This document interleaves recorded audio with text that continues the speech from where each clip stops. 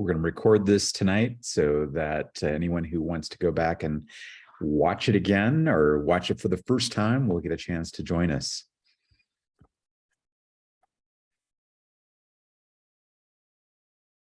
Tonight, we're going to be talking about how to give back to the outdoors. It is our monthly Mappy Hour. Every month, we have a different theme at Social Hiker, and we try to find a way to tie it into things that are going on during that month, and also tie it into what we're all about, you know, getting people outside, getting stoked about getting outside and doing some pretty gnarly, badass adventures out there, and hopefully leveling up our skills and abilities in the outdoors. So well, I like to start things off, since it is our Mappy Hour. I'm going to kick it off with a toast.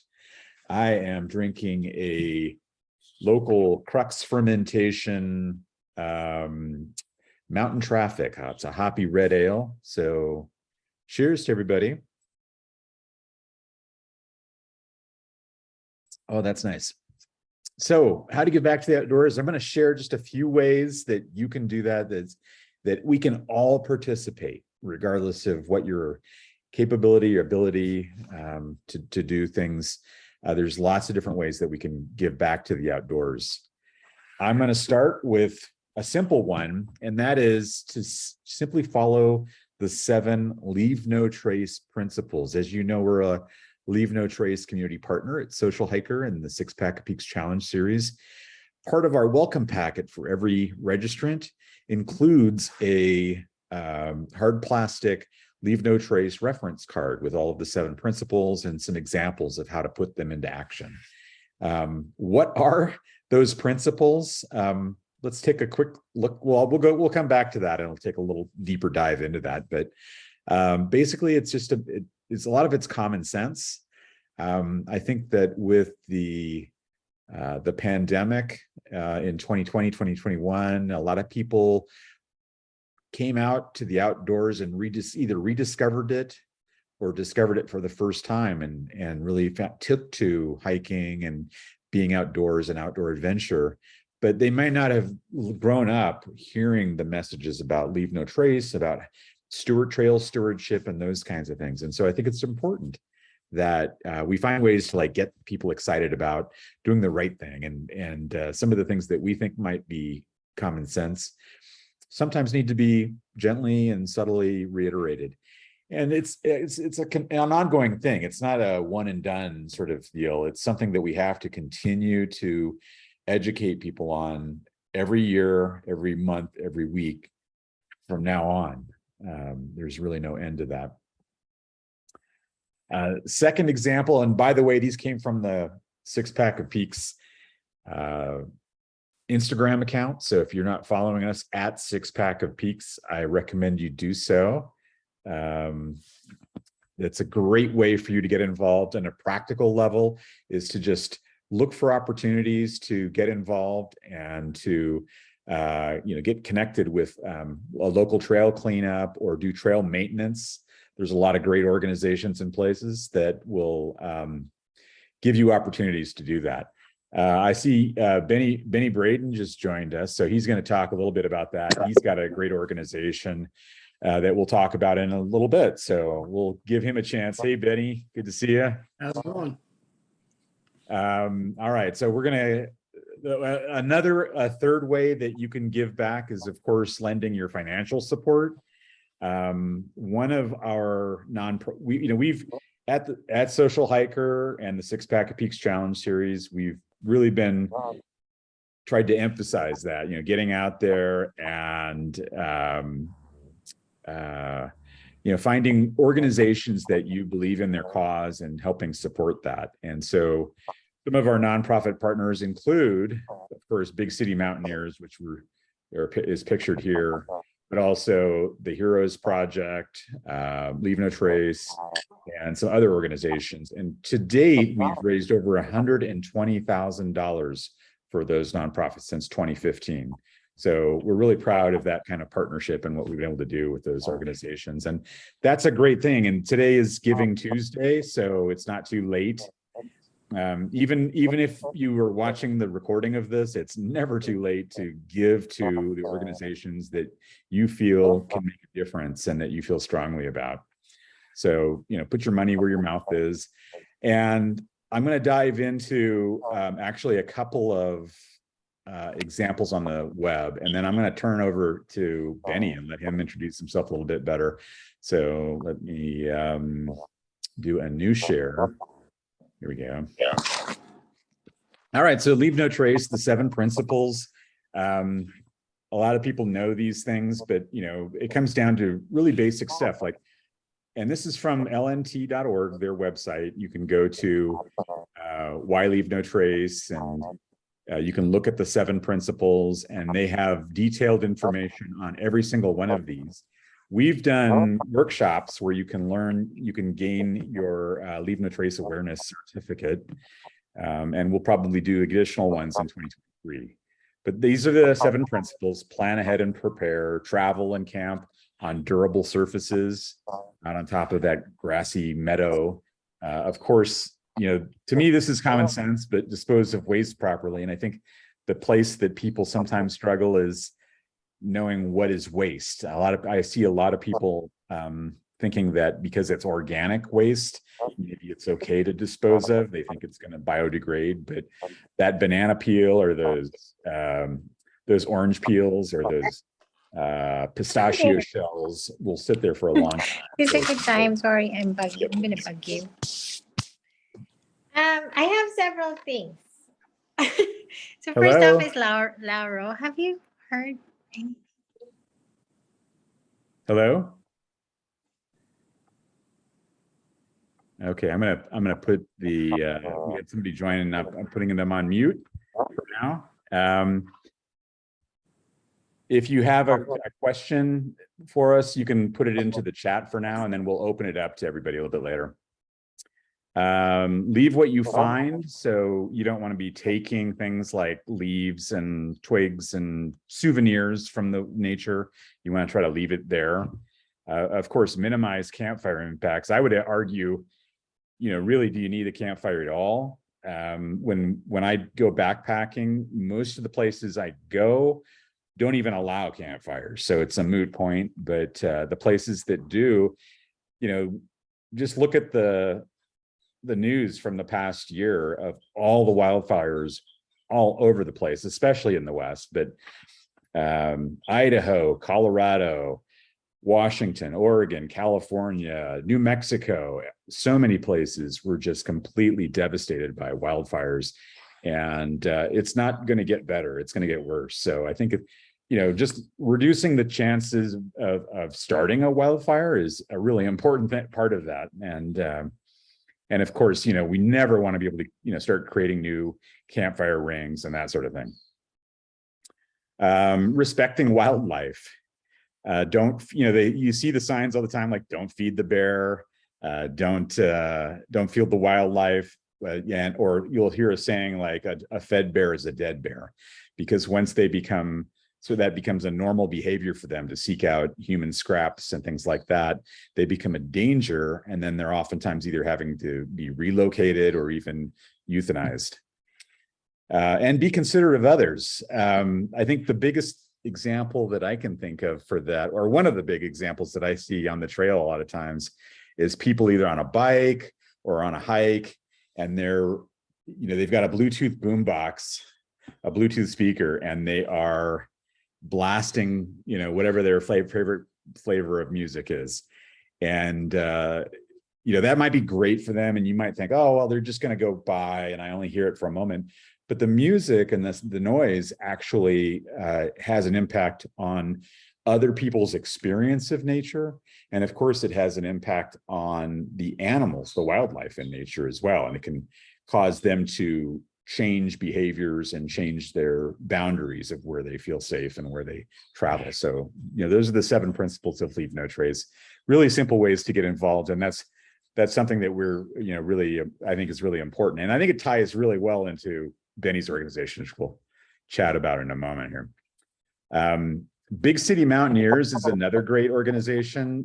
They work with under-resourced youth and give them what for many of them is their first wilderness experience, like a week-long backpacking trip in the Sierra Nevada or canoeing in Minnesota, that kind of thing. And so if you look at their website, bigcitymountaineers.org, you'll see lots of sort of stories of kids who've gone through the program and never imagined that they could do some of the things that they've accomplished. And they were perhaps apprehensive or fearful, or they had no experience whatsoever. It was a little scary to them. And then the confidence that they gain through that experience of actually going out and spending a week paddling in the Boundary Waters or backpacking in the Sierras has serves them in other areas, in their school life and in their adult life as they head up into adulthood. So check that out. That's really an awesome way that we've contributed financially to them. And we have a lot of people who've been challengers who've gone on and found other ways besides donating. So there are several examples here. You can do your own Summit for Someone program. I'm not wasn't actually going to go there, but you can check that out, or Adventure for Someone, and you can volunteer. And they're always looking for people to help as like chaperones on the trips, people who have outdoor experience, people who have experience working with kids, that kind of thing. So it's another great way for you to kind of get involved, and it doesn't involve necessarily donating a big chunk of money or anything like that. So there's lots of opportunities for all kinds of people. I wanted to bring up responsible stewardship and bring in Benny Braden. I'm going to stop sharing here and just hey, Benny, good to see you, man. Thanks for joining us. Yes, sir. Thank you for having me. So, Benny, why don't you introduce yourself? Tell us a little bit about yourself and about responsible stewardship. Well, my name is Benny Braden. I live here in East Tennessee. I'm kind of nestled in the East Tennessee Valley between the Cumberland Mountains and the Great Smoky Mountains. So I kind of grew up in the Cumberland Mountains in a way. My grandparents lived up there, so I was always, we were always cutting in little trails on the property or had these little rock outcrops. And whenever I say my grandparents lived on the edge of the mountains, I mean, they lived on the edge. There's like cliff faces that dropped out and you could see over the East Tennessee Valley. And in a low humidity day, which there are not very many in Tennessee, you could actually see the Smoky Mountains. So, I grew up outdoors, and that was always, something that I've really cherished over time, But I was a firefighter, rescue diver, EMT for quite a few years, I think it was like 13, 14 years, maybe a little bit more than that. But in result of that, I kind of struggled with PTS, post-traumatic stress. And so I got back into hiking, after my service. And it really helped me. That time outdoors really helped me a lot. And so long story short, I have about 9,000 miles under my belt all over the world. We've done Turkey, we've done Scotland, Alaska, California, Utah, obviously here in the South, big presence here in the South, Appalachian Mountains, done the long trail in Vermont in the end. So I've spent a lot of time out. And in 2020, I got to share my story on the big screen, the documentary of Highline. So that's available on Amazon. You can go and see it. But I got to share my story as to why I spend so much time outdoors in that documentary. And it was just a great opportunity to share that with everybody. Yeah, that's where I first learned about you. Yeah. And it was an incredible opportunity to share how the outdoors can help heal you, if you struggle with mental trauma or mental illness. And I can say I'm over 1,000 days PTS episode free. Most of my episodes would manifest themselves as angry outbursts and a lot of anxiety, depression, things of that nature. But with help from going to different programs like Reboot Recovery, another nonprofit based in Middle Tennessee that focuses on trauma healing courses designed for they're designed for everybody now, but used to it was military and first responders, and they provided those free of charge to everyone in the family because everyone in the family is affected by the struggle of that either service member or first responder. But I really depended on those outdoors a lot.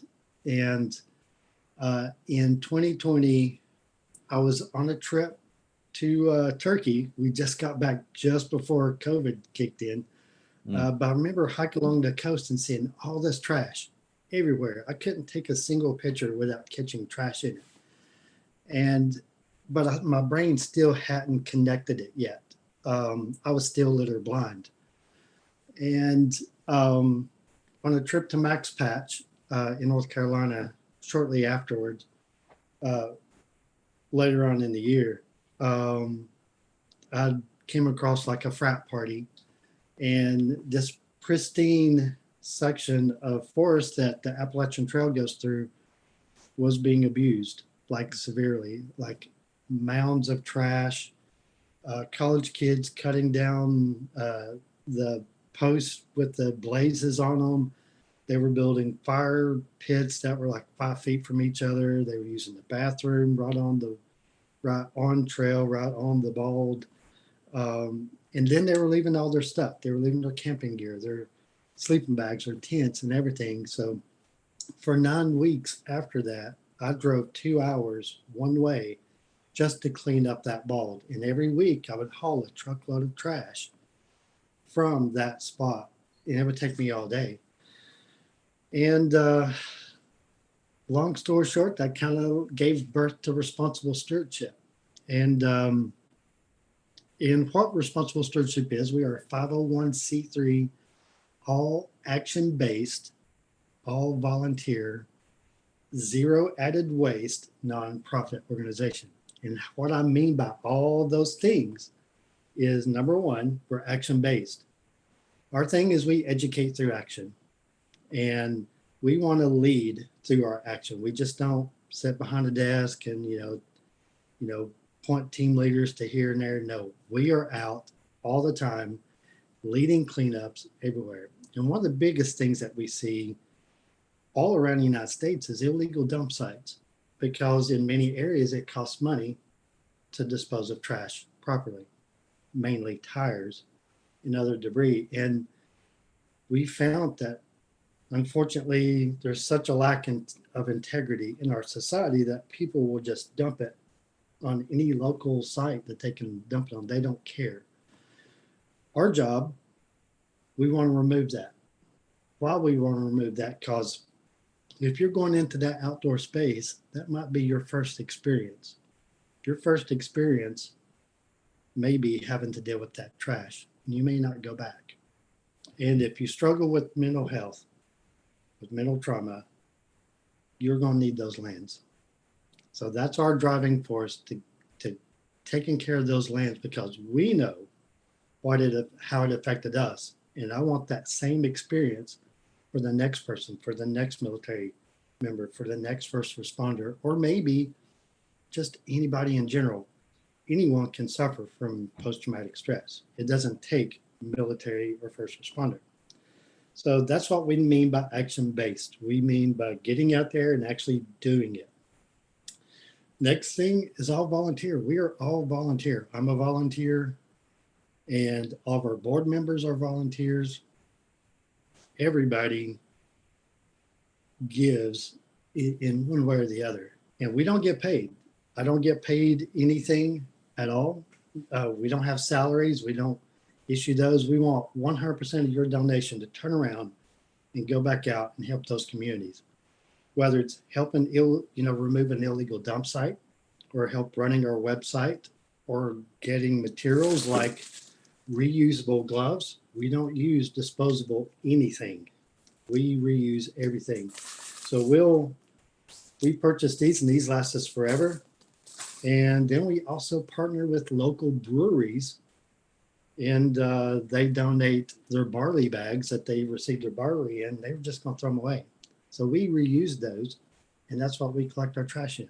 And we give them many more uses after that. That keeps that barley bag out of the landfill, and it gives it a purpose. And it keeps us from actually adding more waste into that process. But all of us are volunteer. You know, we are just all about our outdoor spaces, public lands, and everything. But basically, what we like to say is we like to foster stewardship together. That means it's all inclusive, everybody. But we like to foster stewardship together for the betterment of our public lands, outdoor spaces, and communities, because we believe stewardship starts at home. If I can get you to take care of the road in front of your house, then encouraging you to help me at the park down the road is going to be much easier because you have a sense of ownership. So and we want people to be able to enjoy these places responsibly. And that's why we want them clean, because they're inviting. They're very inviting whenever they're clean. And this is the way we have a thing we like to say, you know, basically, whenever you go into the outdoors, you have three options. You can make a negative impact, you can make a neutral impact, or you can make a positive impact. If you're displaying negative behavior, you're going to leave a negative impact. If you're exercising, leave no trace, and watching what you're doing and making sure that you're not where you're not supposed to be and things like that, then you're going to make a neutral impact as if you were never there. And that's great. Or you can make a positive impact, and you can do something while you're there to make it better for the next person, because that might be their first experience, and that might save their life when it comes down to it. So we like to encourage people to take a minute. If you see something that's not supposed to be there, pack it out. But better yet, take a picture of what you're doing or what you're finding and what you're doing about it. Share that on social media, because a lot of people don't understand how much litter is in our outdoor space. And they get out there and they're kind of shocked by it and turned off by it and may decide not to be there. If we can show them that, hey, you don't have to turn around, just pick it up, you can pack it out. It's okay. You know, sometimes people just need to see others do it first. And that's one of the things that we encourage. Obviously, you know, with our ethics, we have 8 ethics. Number 1 being integrity. You got to have integrity, the base of all the ethics, no matter whether you're, you know, exercising the leave no trace principles or whether you're exercising the responsible stewardship ethics. It takes integrity in order to accomplish any of those principles or ethics. Next, know your impact. Understand your impact both physically and digitally. You know, one tag can equal to many treads. And that's a lot of things. And that's a controversial thing that a lot of people don't like to talk about, because everybody loves likes and follows and stuff like that. But at the end of the day, social media hasn't been a good friend to our public lands, because the people who used it didn't use it properly. Basically, you know, kind of threw it out there. I mean, the monolith in Utah was a great experiment that showed what kind of effects that geotagging can do to an area. Along with Max Patch was another area. Now that area you can't even camp on top of the ball because it was abused so bad. The federal government had to come in and put in restrictions. And we're seeing those restrictions implemented across the United States because folks aren't treating our lands like they should. Just because you go in the outdoors doesn't mean there's not rules to follow. I look at public lands being just like public roads. You still have rules and regulations you have to follow. So public lands are no different. We still have to take care of them and be sure we're not interfering with someone else's experience. But we also try to encourage people to advocate for those lands, for those communities, for the betterment, because we want things better for everybody. And along with that, obviously donate to organizations that are giving back to public lands, that are giving back to communities, that are helping physically on the ground. Research your, when you donate, research your nonprofit organizations and see how much is actually going to be used for the actual mission. Are they going to pay for salaries or whatever? What is actually being paid for in those situations? You want the most bang for your buck whenever you're supporting public lands. One of the other ethics that we like to say is fostering stewardship together. We like to encourage people to do these things together, invite someone to come join you. So there's just different things like that. And, you know, we want it, because a lot of times we'll find situations where we're cleaning up something and someone will see us and they'll come over and they'll put something in our bag. And we invite that. We're like, hey, thank you, because people want to feel like they're a part of something. So we encourage, you know, folks to do that and just tag lightly on social media. Be very careful how you tag something, because what we would like to say to everybody before you tag something, consider these options. Does it have adequate infrastructure to handle the additional people? Because additional people are coming as soon as you tag it. Does it have adequate restrooms, parking lots, roads, trail system? Does it have all those? Does it have personnel to help upkeep and maintain the wear and tear that's going to occur on that location? And those are just some of the things that we like for people to just give out a thought. You know, use the state. If you feel compelled that you just can't make that post unless you put some location on it, put the state. Put down the state and let that be it. Now, I have no problem with people actually writing the location in their post.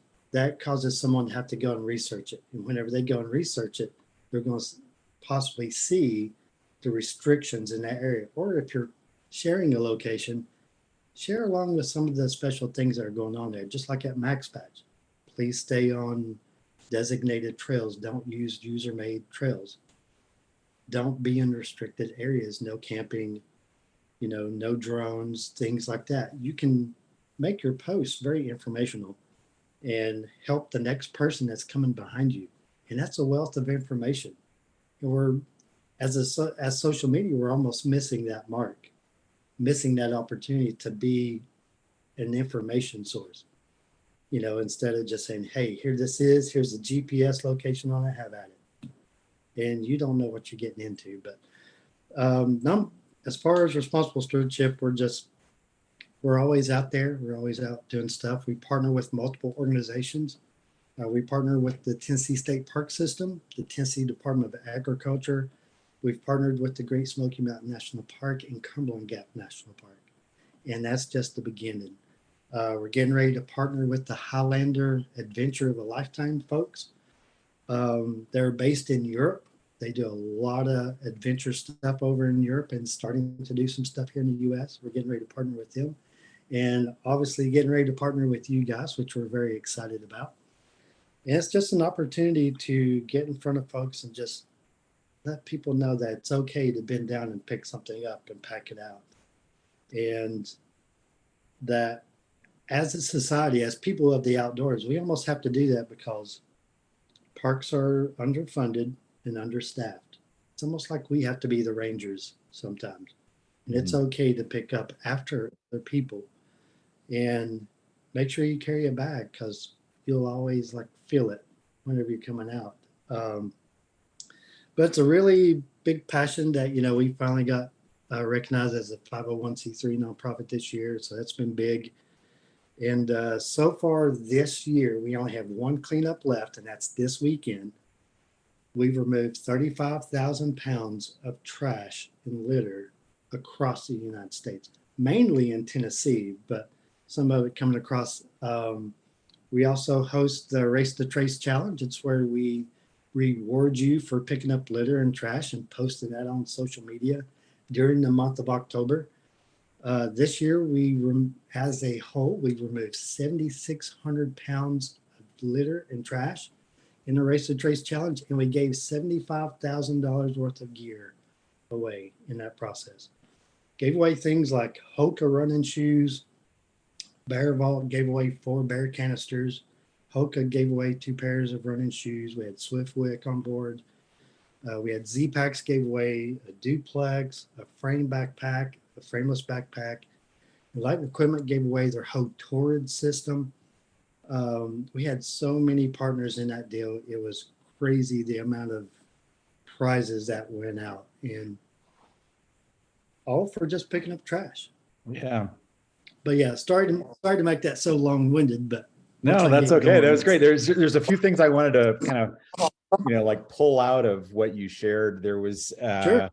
One of the things you talked about was post-traumatic stress, and I don't have post-traumatic stress as far as I know, anyways. But like but the outdoors still has a very therapeutic effect on me. Like I know it takes me sometimes an hour or two of hiking before like my brain kind of resets, and I start, all the things that I'm thinking about, like, on my to-do list, or, I got to, all the things I have to worry about, I'm not worried about after about a couple hours on the trail.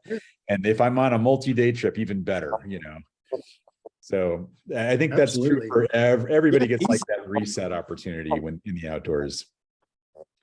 The other thing you said was you talked about like taking care of the area around and just, being a steward and taking ownership. And I think that's one of the things that I try to remember anytime I'm out, like when I've been hiking in the Sierra Nevada, for example, and standing on, at Thousand Island Lake, looking up at Garnet or Banner and Ritter Mountain, and I think this is mine, like this is our land, this is, I have a right to be here and to enjoy it. And I have a responsibility to support and take care of it as well. And I think 100%. That's the part we sometimes think of these public spaces as, some other institution takes care of this, or somebody else, it's somebody else's job to care for this. But really it's ours to enjoy, and it's ours to also take care of. So I like that idea. Right. And the way I look at it, if you're using that area, then you have a responsibility to take care of it. That your mom's not coming behind you to pick up after you. You've got to do it yourself. You've got to pick up after other people. Last time I did the JMT, which I've done it twice. I've done it twice as well. Hey, I wanted to do it again. I started to do it again last year, but I hurt my foot at the last minute and I couldn't go. But maybe I would love to do the High Sierra GMT through hike. Do a loop. That's my goal. But yeah, it's just it's one of those things that we have to help take care of the stuff outside. I get things fall out of pockets and stuff like that, but at camp to stop. I would love to scream at the TV sometimes when I see different things that, they show things on TV and people are camping and you just see people tossing stuff in the movies. And it's like, stop throwing things down. It's not going to go away. It's not going to go away. Like we like to say, clean lands equal clean waters. I recently, back at National Public Lands Day, I attended an event in the Great Smoky Mountain National Park where I heard the director of the national parks, who is Native American, and also who spoke was the chief principal for the Eastern Band of Cherokee Indians, Chief Sneed. Both of them reminded the audience of our connection with the earth, of our dependence on the earth, that how we should care for it and not abuse it and not trash it, because we depend on it for food, we depend on it for water, for drinking water, we depend on it for shelter. And if we continue to abuse it, it will no longer sustain us. And it's in our best interest to be taking care of it. Yeah. So that really like had me on fire, you know, watching them and listening to them speak. And it was just really a great moment. But it was a great reminder that, hey, we do depend on our outdoor space. And even in our communities, you know, you see illegal dump sites. We remove so many dump sites, it's ridiculous. And then lake trash. We have a lake cleanup that we're doing this weekend that we'll probably get 2,000 pounds or more from. But it's just one of those things that we're reminded that we got to take care of these spaces. If we're using them, we've got to take care of them, because if we don't, federal governments will come in and shut those areas down. Right. But it's almost like a slippery slope. If you don't use them, they take them away, right? If you use them and abuse them, they take them away. So you got to use them, but care for them while you're there. It's something so easy that each and every one of us can do. And even for folks that can't get out and help volunteer or whatever, they can donate. You know, for us, 100% of the donation is tax deductible. 100% of the donation goes right back and towards our mission. Whether it's when we go and dispose of an illegal dump site that we've collected, and we've collected tires. Tires is a horrible thing, man. We have to pay, you know, at the disposal site. Even though we're a nonprofit, we still have to pay. And so that's what we use some of our money for, is to pay for that disposal. I hauled off 46 tires about a month ago, and it cost $52. The sad thing is, we already found about 50 more, and at 2 other sites, I think we found 300. Oh my gosh. We've got a lot of tires to remove, and it's just, you know, we find household trash, people just dumping it on the side of the road, or find little spots like on Tennessee State Forest land. We just finished the Tennessee State Forest cleanup. We pulled out 2,000 pounds just in that area. So just encouraging people to like take care of your space, and don't be afraid to pick up something and carry it out, because makes a difference. It all adds up. Yeah. Big difference. Yeah, I mean, every little bit. You think about all the stuff that's been picked up this year, 35,000 pounds. Yeah. By our crews. You know, we held the largest. I'm also vice president of Save Our Smokies, another nonprofit that's focused on the Great Smoky Mountain.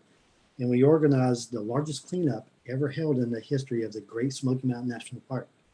We had over 200 volunteers, and we picked up 4,600 pounds of litter in 3 hours. Wow. That's awesome. That's big.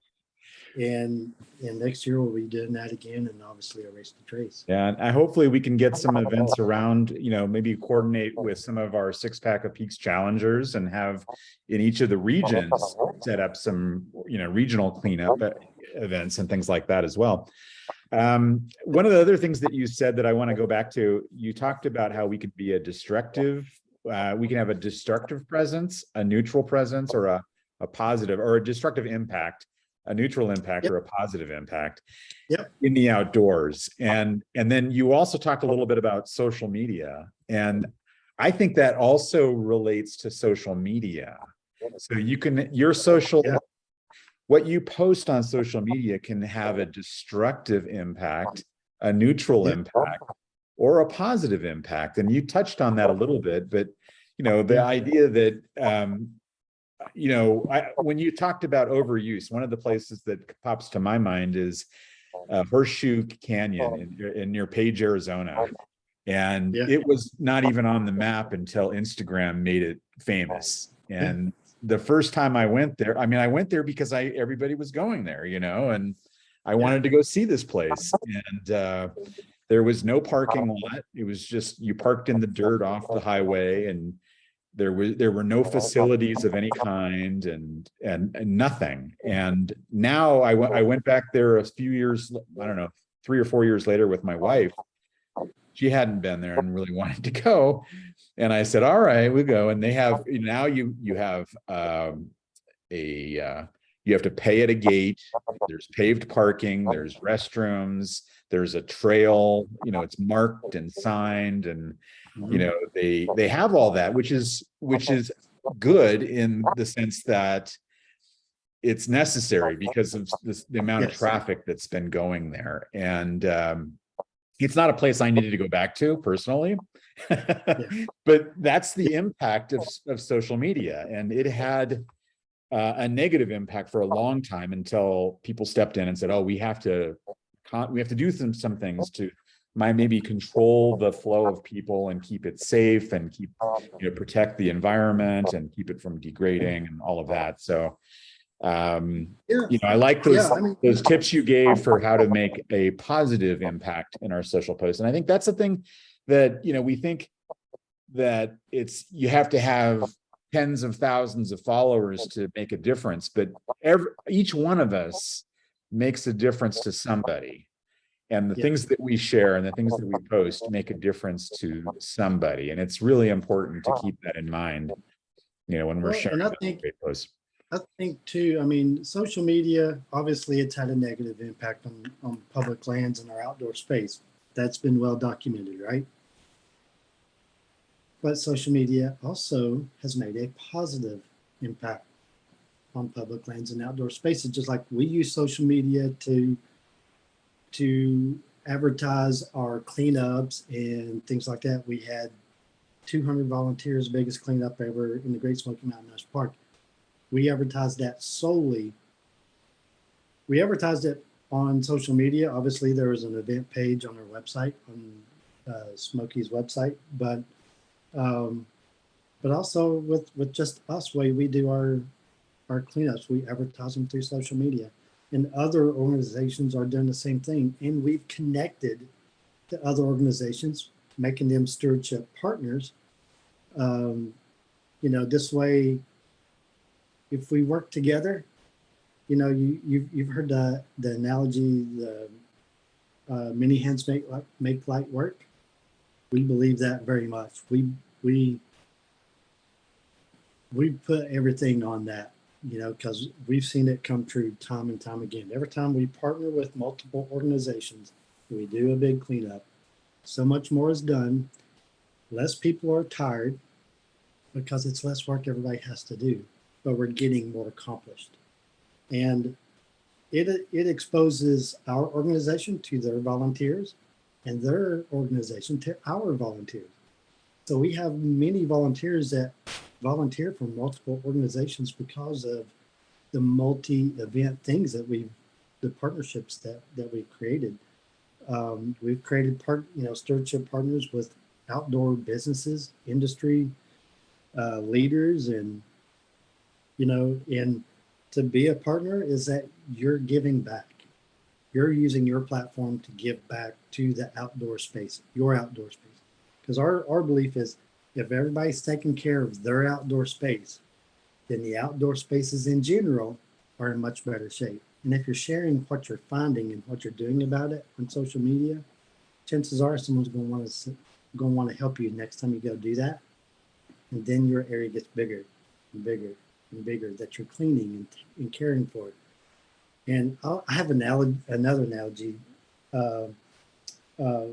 It's the kudzu effect. It's more of a southern thing. We have the invasive vine species called kudzu, and it just grows horribly in the summertime, a foot a day. But it's almost like that, because your area is growing and growing, and then it's overlapping into someone else's area. And then in general, that whole area is a much cleaner and much more inviting space to everyone, so that everybody can enjoy those spaces, equally and have their own little positive impact. So we like to tell people, get out, make a positive impact. Yeah. In your local outdoor space, that you don't have to travel all the way to Tennessee to do a cleanup with Save Our Smokies or with Responsible Stewardship. In 2023, Responsible Stewardship is going to be doing more cleanups across the United States. Yep. We've got one in January that's going to be coming up in Phoenix, Arizona. We held one in Big Bear with the Highlander event. Right. It made a big impact, and that was really crazy because I was just picking up along the way. I ended up picking up a drive shaft to, a utility vehicle. I carried like this big logging chain for like 10 miles. but I'm still sitting, bending over and picking up like little pieces here and there. And other people started seeing me do that, and they started doing it because I was educating through action. That's right. And to me, that's more powerful than just educating through a website or educating through flyers or whatever. People want to know that you're in there with them. Yeah. And I've got no problem getting my hands dirty. Yeah. Hey, Benny, this has been really great. I really appreciate you sharing a little bit more about responsible Yes, sir. stewardship. I'm super stoked for the partnership that we've got with the Social Hiker and the six Pack of Peaks Challenge series. I think it's going to be great to see what we can do and how we can get the word out to other places around the country. Like you say, like that, the Kinzu, is that what it's called? The vine? Kudzu. Kudzu. Yeah, kudzu. Yeah. Yeah, Google it, look it up. Next time you're out here, you come out here to Tennessee, I'll show you some kudzu, and it's horrible stuff. I look forward to coming out and checking it out with you. So, all right. Well, we're gonna post links to the stuff like responsible stewardship, but just hit us with the URL so somebody can type it in and find out more, or your Instagram account. Where can we find you? You can find us at responsiblestewardship.org, or that's our website, or you can just simply look on Instagram and Facebook for Responsible Stewardship. And we are there. There's links on everything to like donate. There's also links on how you can get involved in your local area. So that's, to me personally, I like that link the most. Yeah, cool. Hey, thanks so much, Benny. I really appreciate you joining us. I know it's late back there in Tennessee, so thanks for hopping on. And again, for everybody else, there's so many ways for you to get involved and to demonstrate, leadership by action. So, and my dog just got back from class. So I think that's it. Hello there. Awesome. There's Lucy. She has to be in the show. Yeah. All right. Well, Very hey, nice. Benny, have a great evening. And Yes, we'll sir. talk soon, okay? Thank you. All right. Bye-bye. Bye-bye.